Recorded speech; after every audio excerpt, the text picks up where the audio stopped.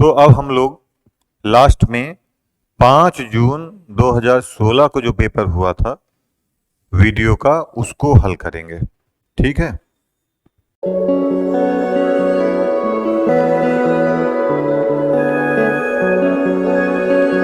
Question number first देखते हैं।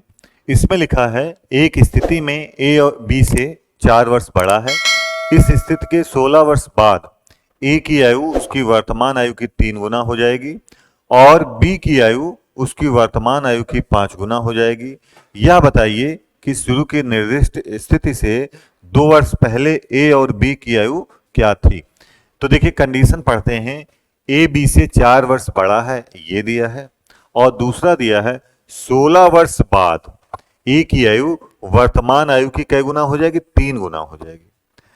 तो वर्तमान हम आयु मान लेते हैं ए की ए है, तो 3 गुना मतलब 3A हो जाएगा, और 16 वर्ष बाद की आयु के क्या होगी, बराबर है।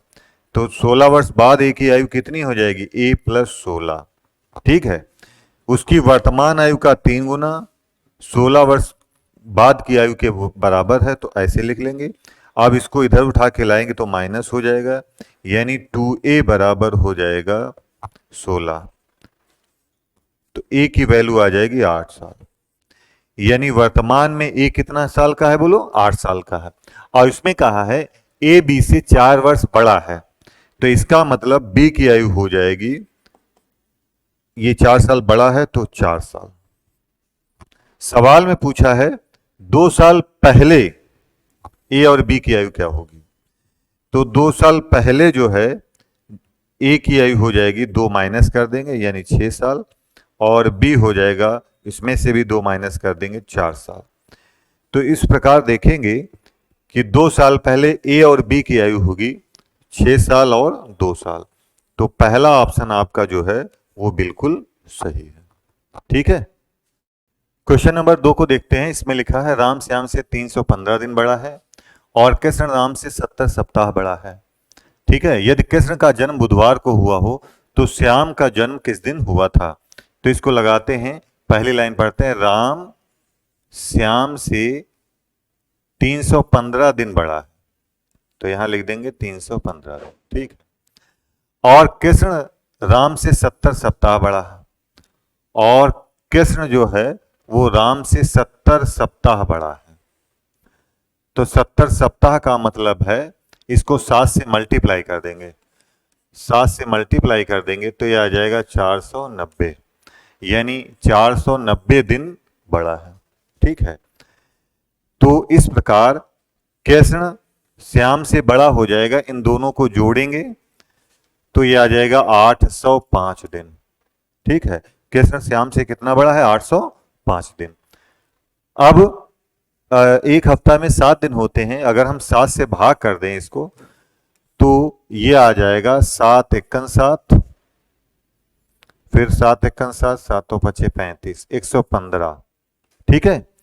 यानी पूर्णतः विभाजित हो जाएगा। शेषफल क्या बचेगा, कुछ नहीं। शेषफल 0 बचेगा, कुछ नहीं। और जब शेषफल 0 आता है तो दिन वही होता है, यानी आपका आंसर हो जाएगा बुधवार।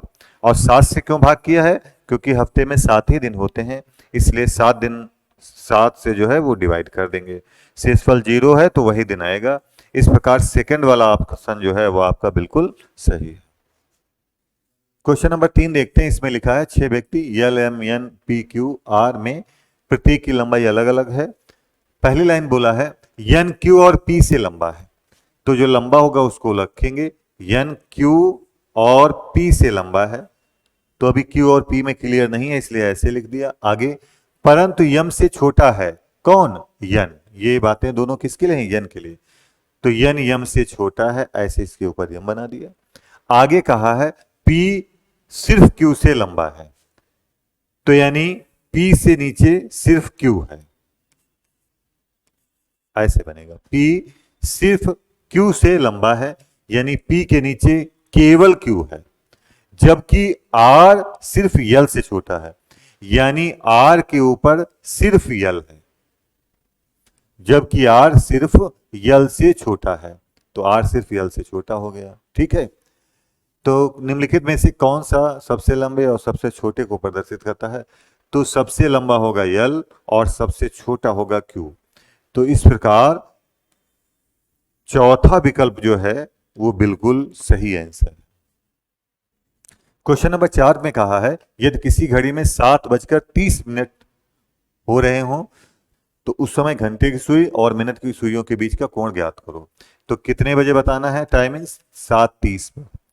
तो एक फार्मूला होता है, दोनों सुइयों के बीच का कोण का फार्मूला होता है, दोनों सुइयों के बीच के कोण का फार्मूला होता है 30H डिफरेंस 11/2 यम। डिफरेंस का मतलब है ज्यादा में से कम वाला हम घटाएंगे। तो यच की वैल्यू हमारी कितनी है? 7। और यम की वैल्यू कितनी है? 30। तो 30 यच की जगह पर हम 7 रख लेंगे, डिफरेंस 11/2 और यम की जगह पर हम कितना रख लेंगे? 30। काट पीट कर लेंगे तो 65। तो ज्यादा में से कम वाला घटा देंगे तो आपका आंसर आ जाएगा 45 डिग्री। तो इस प्रकार चौथा विकल्प जो है 45 डिग्री बिल्कुल सही है। ठीक है। क्वेश्चन नंबर 5 देखते हैं। इसमें लिखा है एक व्यक्ति ए स्थान से बी स्थान तक 40 किलोमीटर प्रति घंटा की गति से यात्रा करता है और अपनी गति 50% बढ़ाकर लौटता है। तो दोनों यात्राओं के लिए उसकी औसत गति क्या होगी? ठीक है। तो दो स्थान है इसमें, एक ए है और दूसरा बी है।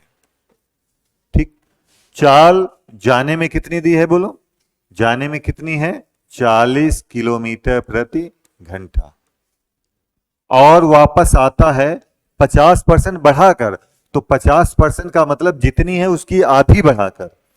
तो यानी 40 है, 40 की आधी 20 यानी 60 किलोमीटर प्रति घंटा।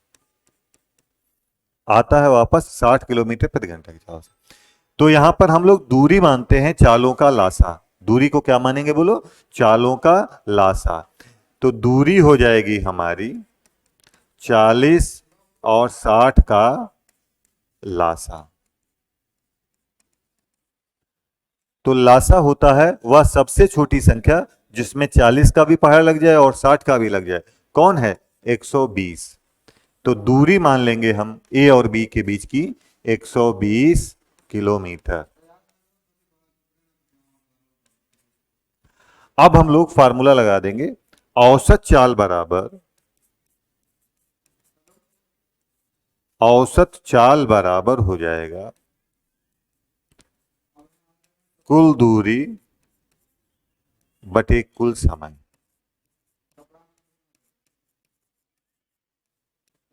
ठीक है। कुल दूरी आने में 120 किलोमीटर, जाने में 120 किलोमीटर, तो कुल दूरी हो जाएगी 240 किलोमीटर। दूना हो जाएगा। और जाने में समय लगेगा, 40 की स्पीड से जाएगा 120 किलोमीटर, तो उसको कितना समय लगेगा? 3 घंटा। और वापस आएगा 60 किलोमीटर की प्रति घंटा की गति से 120 किलोमीटर, कितना समय लगेगा? 2 घंटे लगेंगे। तो इस प्रकार आपका आंसर आ जाएगा 240/5, भाग कर देंगे तो 48 किलोमीटर प्रति घंटा। यानी उसकी औसत चाल हो जाएगी कितनी बोलो? 48 किलोमीटर प्रति घंटा। तो इस प्रकार आपका सी ऑप्शन जो है वो बिल्कुल सही है। ठीक है। क्वेश्चन नंबर 6 को देखते हैं। इसमें लिखा है नीचे दी गई आकृति में कुल कितने चतुर्भुज हैं? तो इसमें सबसे पहले हम लोग एक फलक वाले देखते हैं कि कितने हैं। एक फलक का मतलब जिसमें एक ही है। तो 1 2 1 2 3 4 5 6 7 8 और 9 10।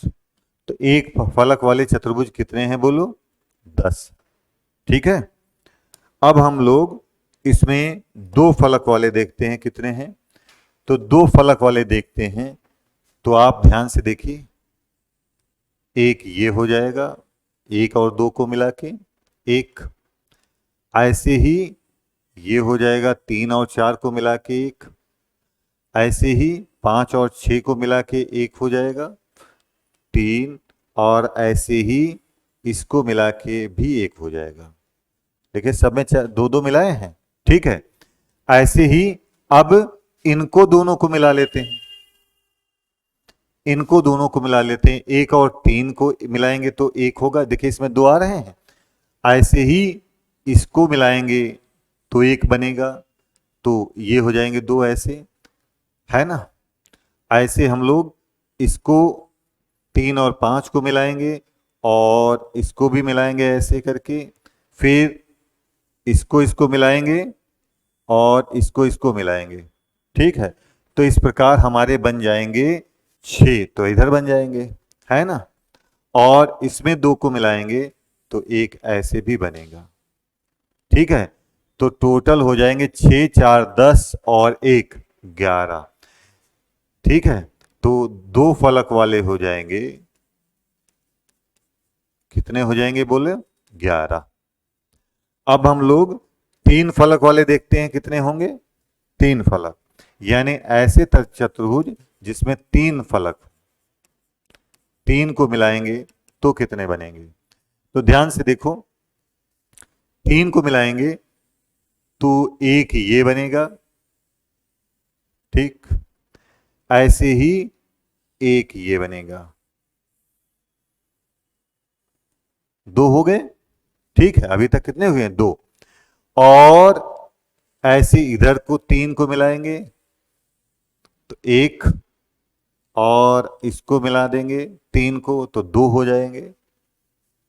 ऐसे ही इसको मिला देंगे तो 3 और 1 4, तो 4 ऐसे बनेंगे, ठीक।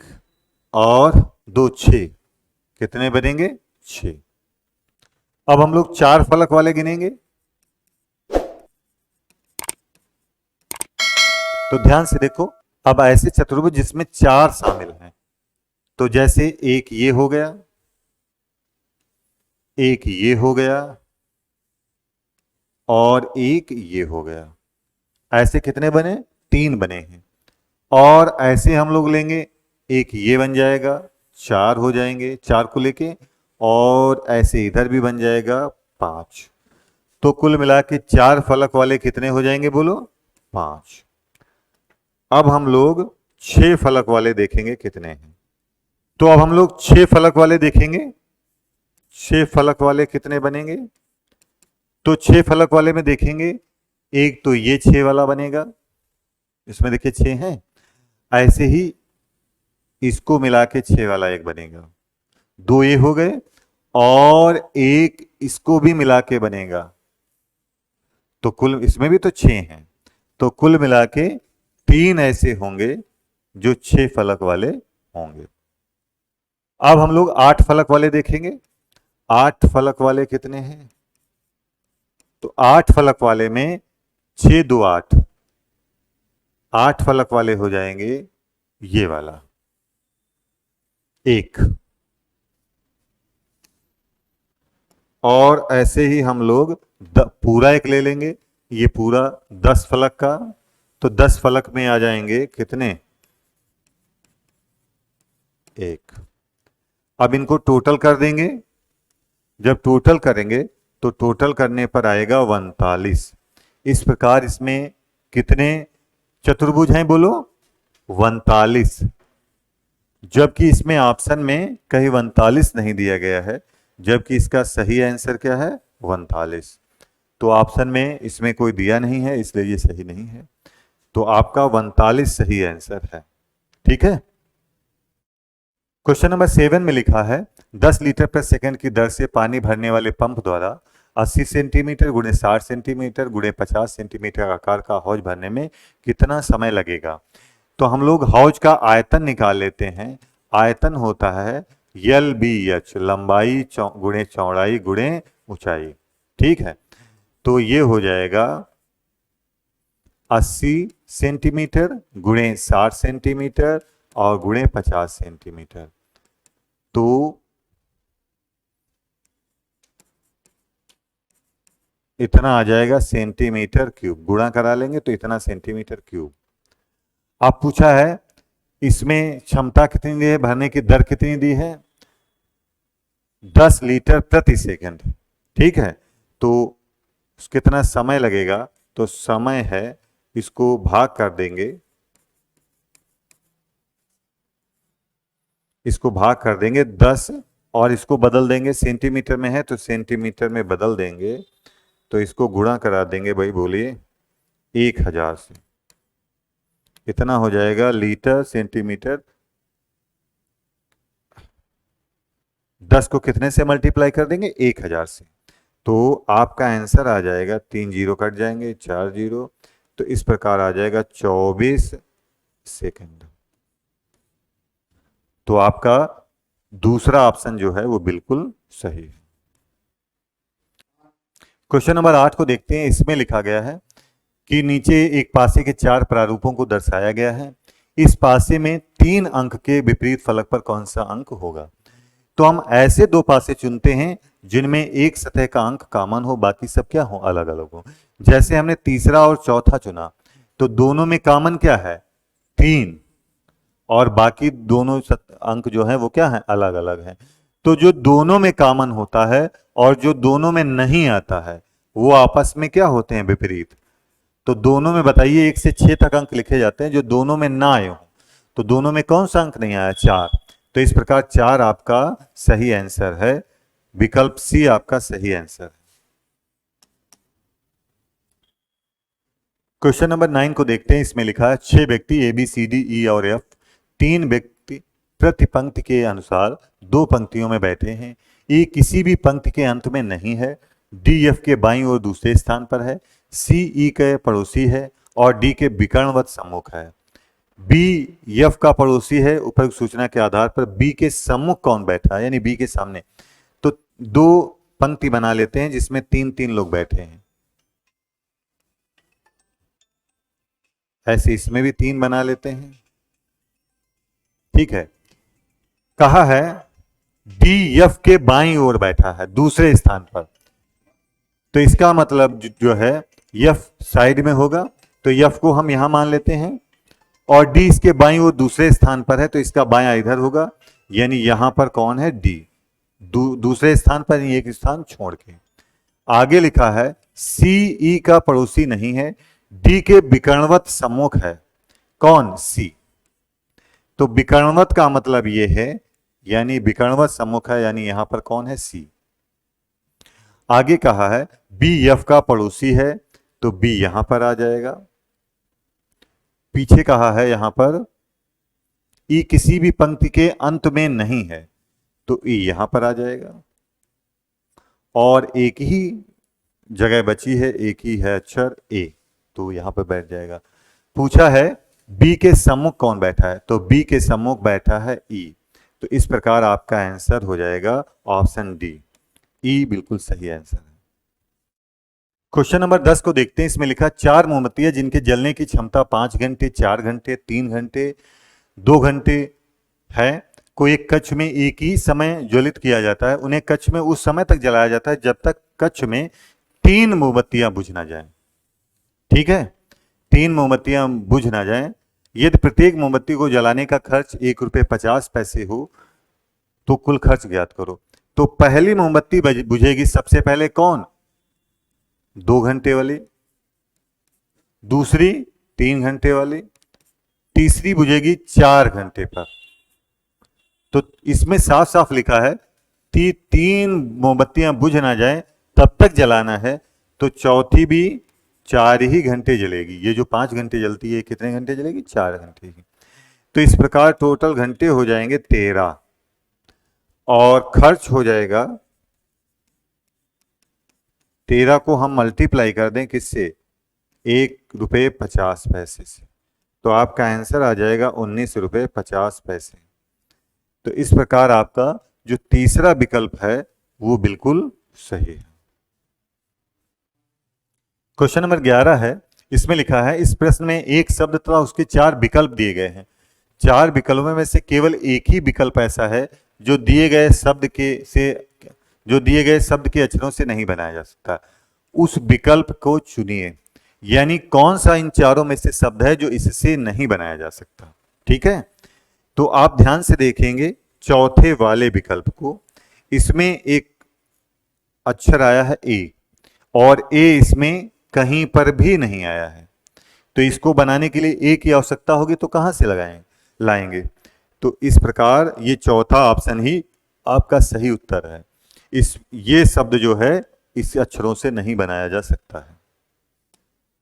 क्वेश्चन नंबर 12 को देखते हैं। इसमें लिखा है निम्नलिखित प्रश्न में दी गई श्रृंखला में प्रश्नवाचक के स्थान पर क्या आएगा। और ये दिए गए हैं 13 31 21 97 33 75 49 13। तो अगला कौन सा आएगा। तो ध्यान से देखेंगे तो ये जो है ये 11 का क्यूब है। किसका क्यूब है। 11 का। और ये 13 का क्यूब है, ये 15 का क्यूब है, ये 17 का क्यूब है। यानी 17 का 17 से कई बार गुणा, 3 बार। तो अब जो यहां पर आएगा वो 19 का क्यूब होगा, और 19 का क्यूब होता है 68 62, 6862। तो इस प्रकार जो है आपका तीसरा विकल्प बिल्कुल सही है। ठीक है, क्वेश्चन नंबर 13 को देखते हैं। पूछा है कि इस प्रश्न में दिए गए 4 विकल्पों में से 3 विकल्प तार्किक रूप से संबंधित हैं। उस शब्द को चुनिए जो सबसे अलग है। पहला है आचार्य कृपलानी, डॉक्टर राधाकृष्णन, सीवी रामन, राजगोपालाचारी। तो देखिए ये जो है सीवी रामन, ये वैज्ञानिक हैं। ठीक है, और नोबेल पुरस्कार भी इनको मिला है भौतिकी के लिए। तो इन चारों में जो सबसे अलग है वो सीवी रामन ही है। ठीक है दोस्तों, इसमें आपको लुप्त संख्या निकालनी है। देखिए यहां पर कौन सी संख्या आएगी। तो ध्यान से देखिए, ये 1 का क्यूब है, 1 का स्क्वायर है, ये 4 का स्क्वायर है, ये 3 का स्क्वायर है, और ये 2 का स्क्वायर है। तो इनको सबको जोड़ लेंगे, 1 4 5 हो जाएगा, 5 3 8 और 2 10। तो ये 10 बीच में लिखा है। ऐसे ही इसमें भी हम कर लेंगे। ये 6 का वर्ग है, ये 16 का वर्ग है, ये 12 का वर्ग है, और ये 8 का वर्ग है। तो इनको सबको हम जोड़ लेंगे, 8 12 20 और 16 36 और 6 42। तो यहां पर आ जाएगा 42। तो इस प्रकार चौथा विकल्प जो है वो बिल्कुल सही आंसर। क्वेश्चन नंबर 15 देखते हैं। इसमें लिखा है कि यहां पर कौन सी संख्या आएगी। इस सीरीज के आधार पर यहां पर कौन सी संख्या आएगी चारों में से। तो हम लोग इसका अंतर लिखते हैं। इसमें अंतर कितने का है, 4। इसमें अंतर कितने का है, 9 का। इसमें अंतर कितने का है, 16 का। इसमें अंतर कितने का है, बोलो, 25 का। इसमें अंतर कितने का है, 36 का। तो अब की अंतर कितने का होगा, 49 का, है ना। ये 2 का वर्ग, 3 का वर्ग, 4 का वर्ग, 5 का वर्ग, 6 का वर्ग, 7 का वर्ग अब की होगा। और इसमें जोड़ देंगे तो हमारा आ जाएगा 0 9 4 13 और 1 14, 140। और 140 जो है वो चौथे ऑप्शन में मौजूद है। चौथा ऑप्शन बिल्कुल सही है। किसी आयताकार ब्लॉक जिसका आयाम इतना है, 4 × 6 × 8 सेंटीमीटर है, को 2 सेंटीमीटर आयाम वाले छोटे घनों में परिवर्तित कर दिया गया है। तो कुल घनों की संख्या ज्ञात करनी है। तो कुल घन हो जाएंगे, इसको जो है इन ऊपर लिखेंगे 4 × 6 × 8, और नीचे घन का आयतन होता है भुजा क्यूब, यानी 2 का क्यूब। तो 2 का क्यूब कितना होता है, 8। ये कट जाएगा, आपका आंसर आ जाएगा 24। इस प्रकार दूसरा विकल्प बिल्कुल सही है। ठीक है, क्वेश्चन नंबर 17 को देखते हैं। इसमें लिखा है कि यहां पर कौन सी संख्या आएगी। तो ध्यान से देखते हैं। देखिए इसमें क्या हुआ है, गुणे 2 + 1 हुआ है, और नीचे क्या हुआ है, गुणे 2 + 2 हुआ है। तो इसमें भी यहां पर कर देंगे गुणे 2 + 1। तो 9 दूनी 18 और 1 19। यहां पर क्या आ जाएगा, 19। और नीचे क्या करेंगे, गुणे 2 + 2 करेंगे, तो 20 दूनी 40 और 2 42। तो यानी यहां पर आ जाएगा 42। 19/42 आपका सही आंसर होगा। जो किस में है बोलो, बी वाले ऑप्शन में है, 19/42। क्वेश्चन नंबर 18 देखते हैं। इसमें लिखा है एक परीक्षा में 70% विद्यार्थी पेपर फर्स्ट में उत्तीर्ण हुए, 60% विद्यार्थी सेकंड पेपर में उत्तीर्ण हुए, 15% विद्यार्थी दोनों में अनुत्तीर्ण हुए, जबकि 270 विद्यार्थी दोनों पेपरों में उत्तीर्ण हुए। तो विद्यार्थियों की कुल संख्या हमको निकालनी है। तो ये बताइए 15% दोनों विषयों में अनुत्तीर्ण हुए, तो इसका मतलब ये है कि पास हमारे टोटल कितने हुए बोलो, 85%। कितने परसेंट हुए, 85%। तो इसमें फर्स्ट पेपर सेकंड पेपर है, तो इसको मिला के 70 पास हुए ना, तो 70 और प्लस 60 ये बराबर कितना हो जाएगा, 130। 130% पास हुए, जबकि पास हुए कितने हैं बोलो, 15% फेल हुए हैं, तो इसका मतलब 85% पास है।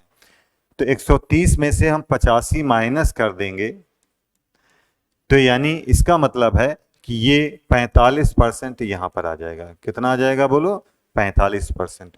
यहां पर कितना आ जाएगा, बीच में 45%। और पहले वाले में 70 है, 70 में से 45 गया तो ये आ जाएगा 25%। और सेकंड में कितना आ जाएगा, 60 में से 45 घटा देंगे तो 15%। ये 45% की वैल्यू दी है, 45% की वैल्यू दी है, दोनों में पास होने वालों की संख्या दी है 270।